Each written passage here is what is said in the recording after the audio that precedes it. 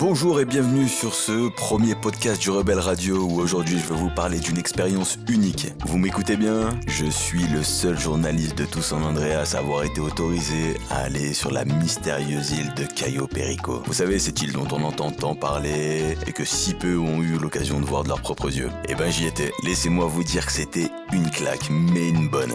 Allez, préparez-vous, on va décoller. Tout commence dès mon arrivée. Imaginez-vous un tapis rouge invisible et une chaleur tropicale qui vous enveloppe. J'ai été accueilli comme un roi, comme un prince, bref, vous appelez ça comme vous voulez. Le peuple de Cayo Perico, souvent critiqué chez nous à San Andreas, m'a semblé tout sauf malheureux. Je dirais même plus, ils étaient rayonnants et souriants. Les gens respirent une joie de vivre contagieuse. Une révolution récente a changé la donne ici, renversant un ancien dirigeant qui semblait plus préoccupé par son jacuzzi que son peuple. Moi perso, ça me rappelle quelqu'un. Et aujourd'hui, le gouverneur en place et sa famille travaillent à écrire une nouvelle histoire pour l'île. Alors à quoi ressemble Cayo Perico?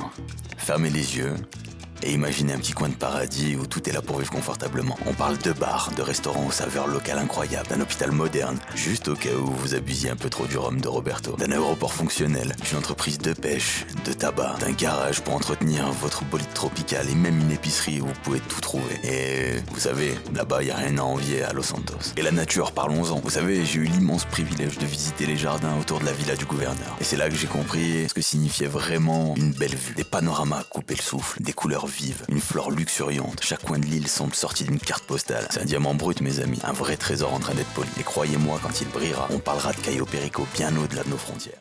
Je vais vous parler aussi de l'autre face de Cayo Perico, une face qui correspond pas à nos représentations de la loi, de la culture. Vous savez, là-bas, sur le chemin du retour en direction de l'aéroport, j'ai traversé une partie de l'île bien différente, des barrières de corail et des jardins fleuris. Là-bas, entre les plages et les vallées, on trouve des champs. Alors pas que des champs de blé ou de maïs, hein, non.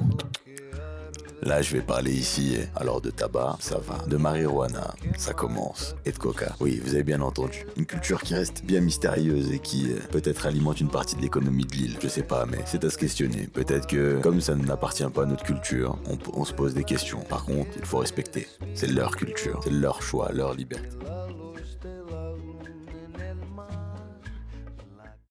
Je prends la parole non seulement en tant que gouverneur de ce magnifique pays, mais aussi en tant qu'homme du peuple.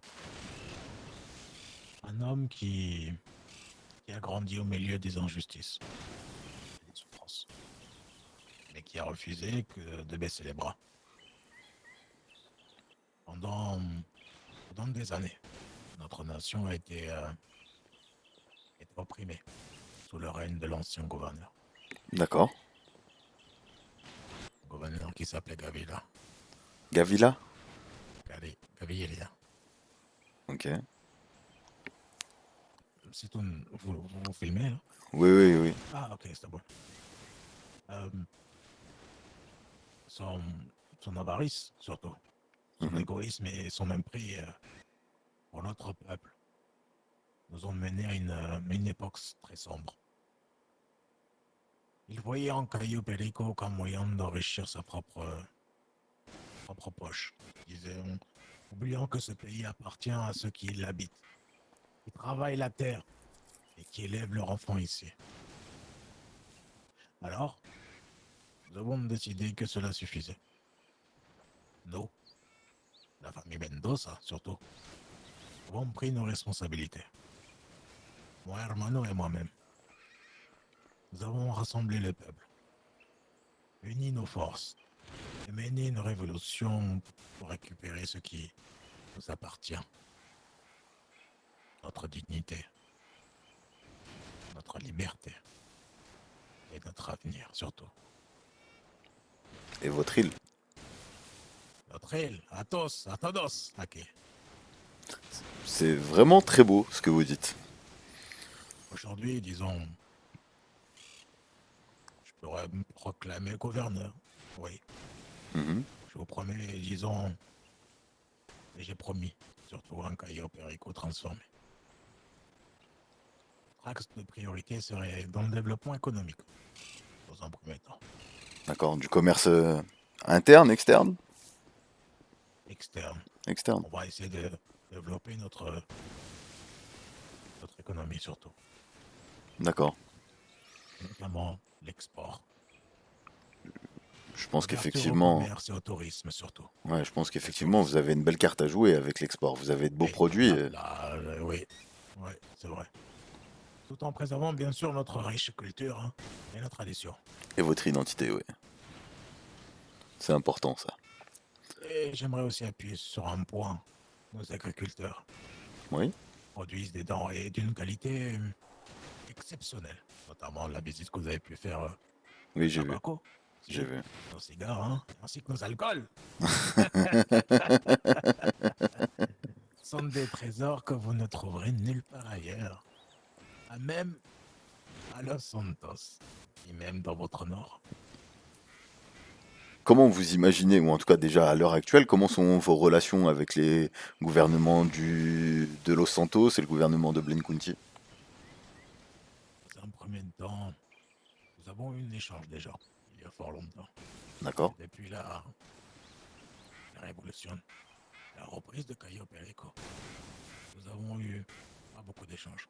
Et nous sommes en voie de le faire avec Los Santos. Et nous sommes prêts à le faire, la main dans la main.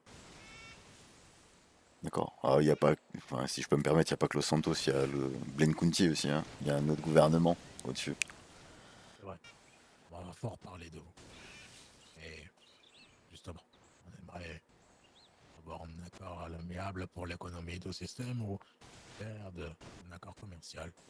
Et même pour la visite. Vous êtes les bienvenus. C'est C'est l'une des parfait. raisons pour lesquelles on vous a ouvert l'île pour que vous puissiez véhiculer une bonne image.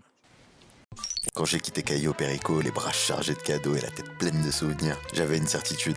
Cette île a tout pour devenir une destination incontournable. Un mélange parfait entre un paradis tropical et une histoire inspirante pleine de promesses. Alors à vous, chers auditeurs, je vous pose la question. Et si Cayo Perico devenait le prochain bijou du Pacifique? Merci Cayo Perico, merci peuple de Cayo Perico pour ces beaux souvenirs, cette expérience. Quoi qu'il arrive, je reviendrai. Et si j'ai une dernière chose à te dire, Cayo Perico, hasta luego.